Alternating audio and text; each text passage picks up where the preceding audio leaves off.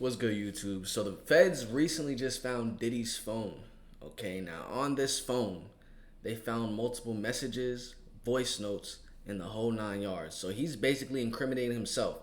So we're gonna listen to an entire breakdown of everything that they found on the phone, along with the leaked voice message that they have of Diddy at the end of this video. So watch to the end. Let's get straight into this. All right, you guys, grab a seat, close the door, and brace yourselves, because Diddy might have just burned down his own defense. This latest bombshell is straight out of a legal thriller, and if you're not caught up, don't worry, I've got every juicy detail. A newly revealed June 9th court filing just exposed a secret phone with voice notes, texts, and panic emojis that could turn Diddy's obstruction case into a full-blown disaster. Oh, and spoiler alert, it's all his own words that might seal the deal.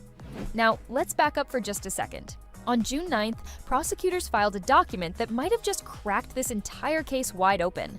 According to the Department of Justice, there's a secret phone, yes, an entire phone, that was discovered long after Diddy's homes were raided by the feds. This isn't just a lost iPhone under the couch, it's being called Device 2, and it holds a goldmine of evidence, including a voice note and a full-on digital freakout by Diddy himself. The phone was discovered during Diddy's arrest in Miami in September 2024. And here's where things take a turn. Prosecutors say that months before that arrest, back in June, Diddy sent a voice note to his assistant, who everyone knows as KK, basically melting down over the phone's contents. Not only did he acknowledge its existence, he literally sent a picture of it and described in detail what was on it. He even told KK, "I didn't delete nothing." So, you didn't delete anything, and now the feds have it? Baby, that's not just messy. That's evidence on a silver platter. According to the government, this isn't privileged attorney-client communication. I mean, think about it. That's like the jackpot of evidence. Like if someone was to get your phone and get access to your phone, they know your entire life. They know your contacts, your relationships, your photos, what you do, like literally everything. Like Diddy's team wants everyone to believe. This wasn't legal strategy. This was sheer panic. And the law doesn't protect panic messages, no matter how many prayer hand emojis you slap on them. So what exactly did Diddy say in that voice note? Oh, you're gonna want to hear this. In the June 23rd, 2023 message, Diddy told KK, "Yo, call me back, it's important."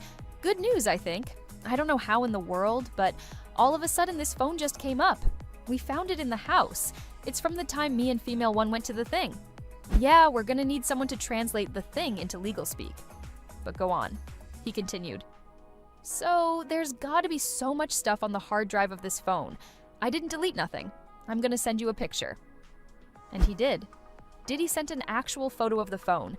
Then he begged for his lawyer's number, Tenny specifically, and capped it all off with a string of prayer emojis. Baby, not the emojis making it into a federal filing. Now here's why this is legally devastating. First of all, the feds raided Diddy's homes, right? They didn't find this phone back then. He's over here months later saying, "Oh wow, it just popped up." Not only does that make him look like he was hiding it, it also supports the government's claim of obstruction of justice. Withholding material evidence? That's textbook obstruction. And it's not like this is just a theory. The messages show Diddy knew exactly what was on that phone. He literally narrated it. He detailed what might be found, when it was from, who was involved, and the fact that he hadn't deleted anything. That is a digital paper trail wrapped in a panic bow. Now Diddy's legal team is trying to argue that all of this is protected under attorney-client privilege, but the court isn't buying it, and neither is the DOJ. The assistant he was texting, KK, isn't a lawyer. She's not even part of his legal team. The government flat out said she acted like a telephone operator, not someone transmitting legal strategy. Just because you text someone asking for your lawyer's number doesn't magically make it confidential. And let's talk about intent. Diddy didn't just mention this phone casually. He described its contents, stated its relevance to his past with Female One, and confirmed that nothing had been erased. The DOJ called this the clearest evidence yet of obstruction. And they're not wrong. You can't unsend a voice note, baby. Especially not when it's time-stamped, backed up, and now part of a federal filing. The judge will have to decide whether these messages can be used in court.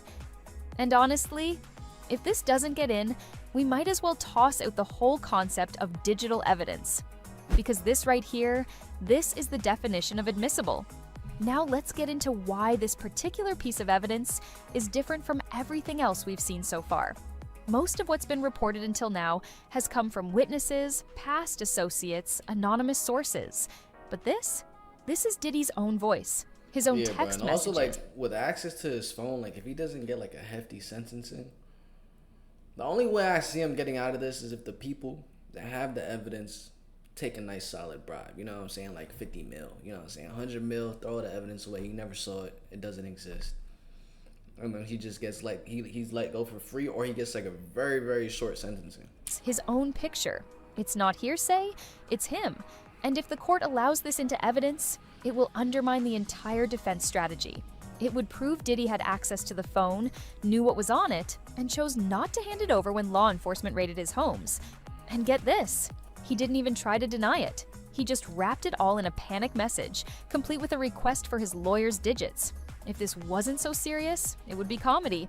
Let's not forget KK, his assistant, is reportedly being looked at as an unofficial co-conspirator. She allegedly stopped taking his calls around this time. People were speculating she might be flipping.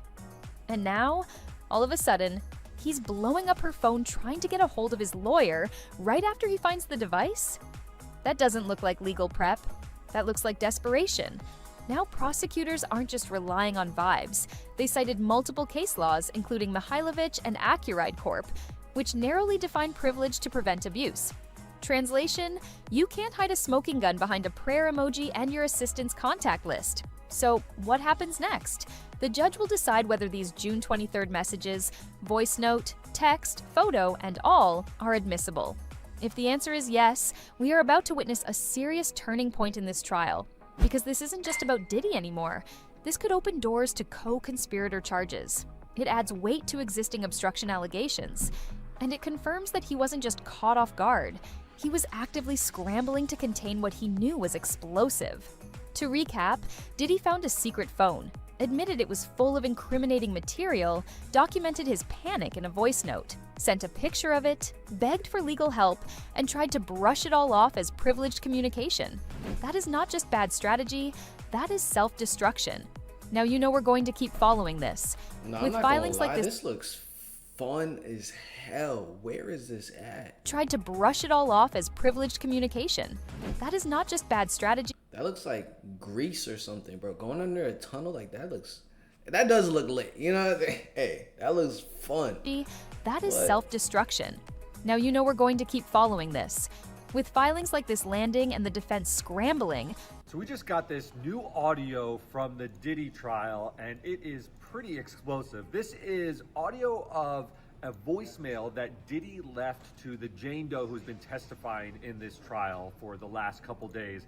And he sounds really annoyed. He's talking about her maybe giving him the silent treatment, and his response is, I got a busy life. I can't be dealing with your silent treatment, and we got to keep it moving. He says, you need to get back on your job. This sounds like a reference to her job being to continue to engage in all these freak-offs with him, and he sounds really pissed off. Hey, I really don't know what's going on with you, but I just want to just give you a heads up that I'm about to really disappear on you. You feel me? I'm not going to be playing these games with you at all, at all. So I don't know, you think you silent treating me, and you think I'm going to be, nah. You'll have a rude awakening. You'll just have silence. And ain't nobody threatening you, and I ain't trying to go back and forth with no woman. You know what I'm saying? I'm telling you, I ain't got no time for no motherfucking games. Where my life is at right now, I don't have no time for no games, baby girl. Me and you could be mad, I could have a spat, we could have whatever. Then after that, you better get on your job. That's really, that's all it is. Cause you got me on my job. Nah, it ain't never gonna work like that over here. You know what I'm saying? I was trying not to leave this message, but you have left me no choice.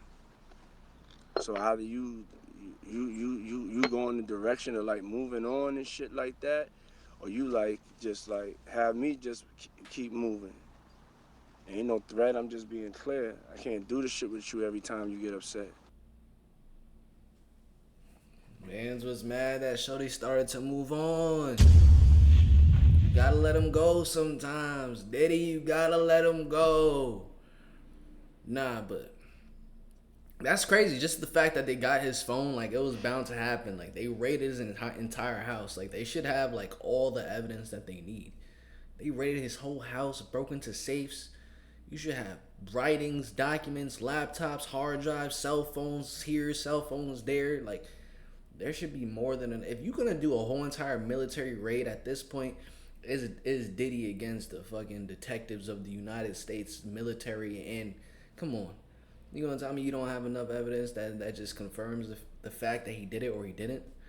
You know what I'm saying? So comment down below all your thoughts and opinions on this specific situation right here when it comes to the cell phone, or anything that you just want to share down below, because I do enjoy reading your comments. That's where we're able to engage with each other and I'm able to know what you guys are thinking. So comment down below, smash the like button, subscribe, turn on post notifications. I'm gonna catch you guys in the next one. Peace.